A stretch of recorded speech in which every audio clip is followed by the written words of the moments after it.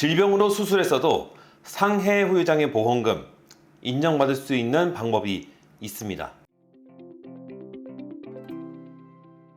보험 손해사정 구독자 여러분 반갑습니다. 손해사정사 이재우입니다. 저희 유튜브를 많이 보셨으면 아시겠지만 상해로 부상당해서 후유장애가 발생하면 상해 후유장애 보험금을 받을 수 있다는 사실 잘 알고 계실 겁니다. 근데 만약 예전에 질병으로 수술했던 부위를 상해로 다시 다치게 돼서 재수술을 받았을 경우 상해 후유장애 보험금 인정받을 수 있을까요? 대부분은 사고로 다쳤으니까 당연히 상해 후유장애 보험금 받는 건 문제가 아닐 거라고 생각을 하십니다. 근데 실제로 보험금을 청구하게 되면 보험회사에서는 원래 질병으로 수술했던 부위이기 때문에 상해성을 인정하기 힘들다면서 상해 후유장애 보험금 지급을 거절하는 사례가 의외로 많습니다. 그렇다면 질병으로 수술했던 부위는 보험회사 말대로 상해 후유장애를 인정받을 수 없는 걸까요? 꼭 그런 건 아닙니다. 오늘 이 시간에는 질병으로 수술했던 부위를 상해로 다시 다쳐서 재수술을 시행했고 보험회사가 질병이라 주장했지만 결국 상해 후유장애 보험금을 인정받는 실제 사례 소개해 드리도록 하겠습니다.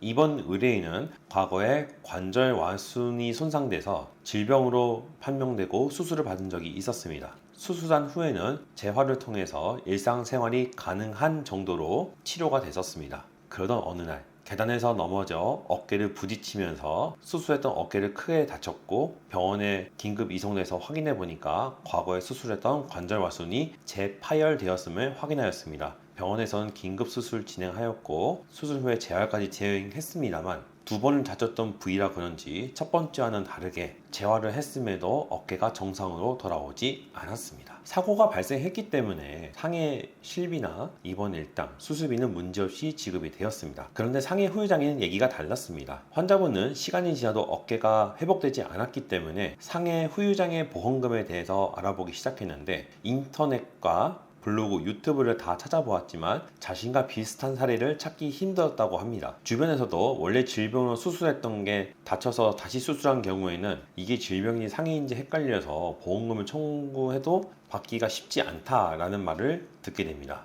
그래서 의뢰인은 고심 끝에 저희 보험손해사정에 상해 후유장애 보험금을 받아달라고 사건을 의뢰하게 됩니다.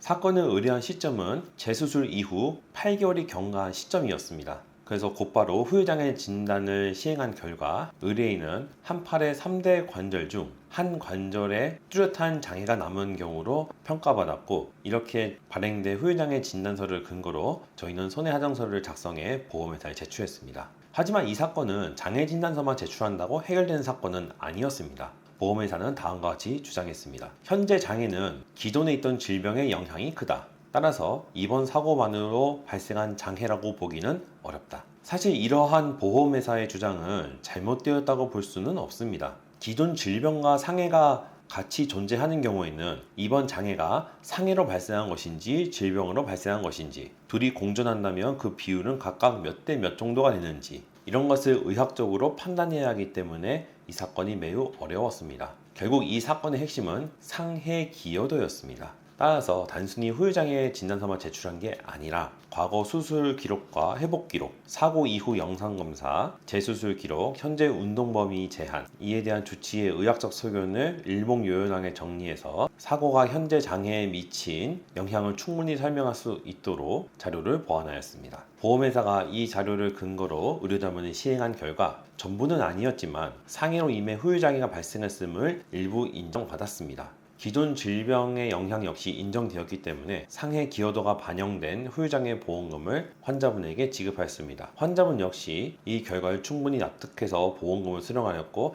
해당 사건은 원만히 종결할 수 있었습니다. 기존 질병이 있었다고 해서 상해로 발생한 후유장애까지 전부 부정되는 것은 아닙니다. 중요한 것은 현재 남아있는 장애에 사고가 얼마나 관여했는가, 즉 상해의 기여도를 의학적으로 객관화하는 것이 매우 중요하다 하겠습니다. 따라서 오는 사례와 비슷한 이유로 보험회사와 분쟁이 발생했거나 분쟁이 예상되시는 분들은 저희 보험손해사정에 문의 주시면 친절히 무료상담 진행해드리고 마땅히 받으셔야 할 보험금 받을 수 있도록 최선을 다하겠습니다. 저희 보험손해사정 유튜브는 매주 월, 수, 금 이렇게 주 3회 영상을 올리고 있고요. 다음번엔 좀 더 유익한 영상으로 여러분들을 찾아뵙도록 하겠습니다. 구독자 여러분 감사합니다.